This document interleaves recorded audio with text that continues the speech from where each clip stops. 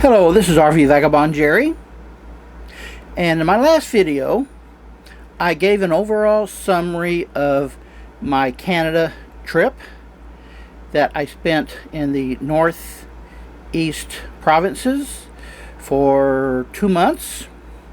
And in this video I'm going to tell you about the highways in Canada, which are a lot different than the highways in the United States, well, at least in several ways. And to begin with, there are no interstate quality highways outside of the really big cities like Toronto, Ottawa, Montreal, and Quebec City. There'll be one major highway connecting those cities, which has interstate quality highways, but pretty much still just in the big city. When you get out into the country, you're going to find yourself a lot of times in highways that have only one lane in each direction and not unlimited access. And there are no USA style truck stops. Now, in and around the big cities, they do have what they call en route travel plazas. There's quite a few of them, especially around Toronto. Let me show you what that looks like. Now, it does look like a truck stop, and even though there's a lot of trucks parked here and there, they do not have the services you'll commonly see in American truck stops. They have gas station, and in this big building here there will be restrooms and a convenience store and 2 or 3 or 4 or maybe even 5 restaurants. You see, this one has a Wendy's and a Tim Hortons. There'll be one large dining area for several restaurant chains, but it's pretty much just for car traffic. And one thing you're not going to find in Canada, which you're going to want if you have a diesel motorhome, at least a modern one, is to be able to buy DEF diesel exhaust fluid at the pump. You're going to have to get it from bottles. Now, I drove from Quebec City to Baie-Comeau to Labrador City, all the way across Labrador, and then across Newfoundland to St. John's. And driving that whole way, there's not one single one of those travel plazas. All you're going to find is gas stations. And especially going across Labrador, I remember seeing a sign that said next fuel 294 kilometers. I saw another one that said next fuel 392 kilometers. So if you drive this, you better make sure you have plenty of fuel and get the gas whenever you can.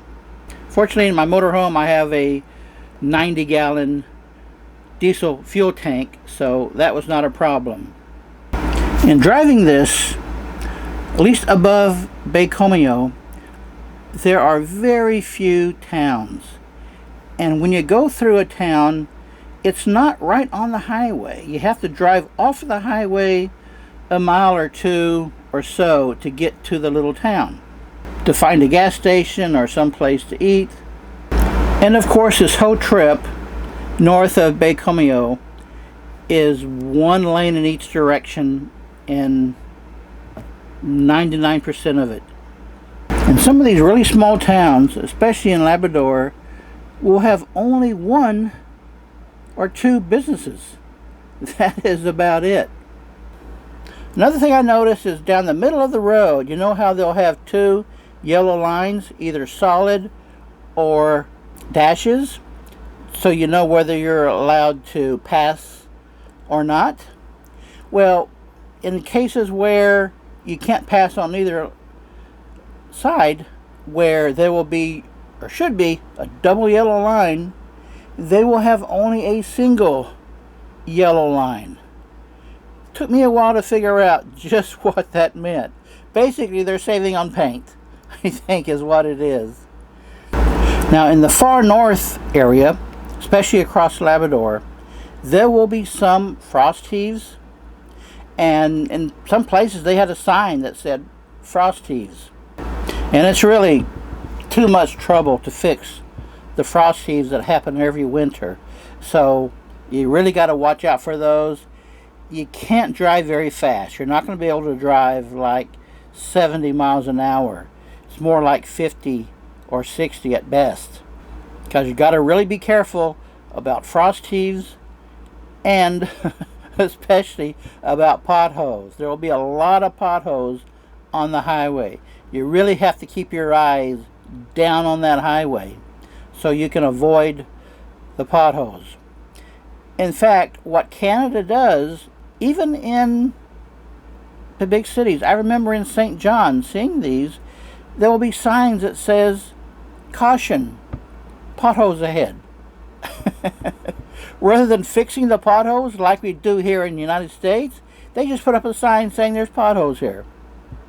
Why not save the cost of building and putting up the signs?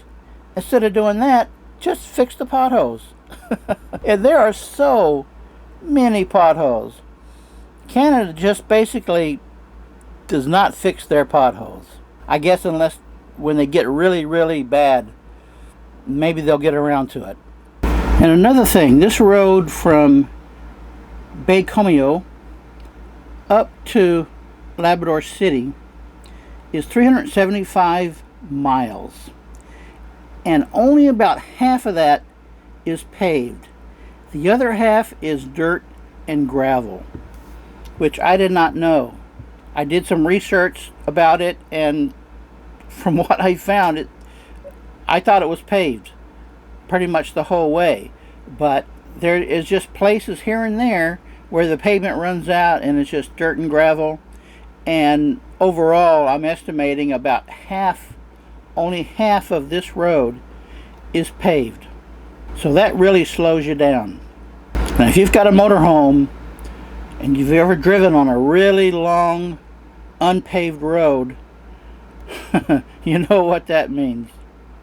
So overall, if you drive in these northeast Canada areas, don't expect the roads to be like they are in America. We have all paved roads for 99.9%, and we fix the potholes. It's really not that dangerous to drive even on the worst roads in America. But Canada is something else. They, in my opinion, just do not maintain their highways much at all. And I know it's expensive and there's not enough population there, I guess is what they figure, to be worth the cost of doing it.